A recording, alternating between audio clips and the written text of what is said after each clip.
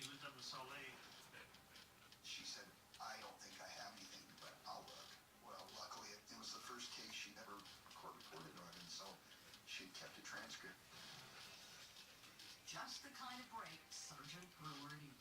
The court reporter's transcript was a treasure trove of information. It mapped out the case prosecutors had against Tom Egley back in 1970. Did Egley admit to knowing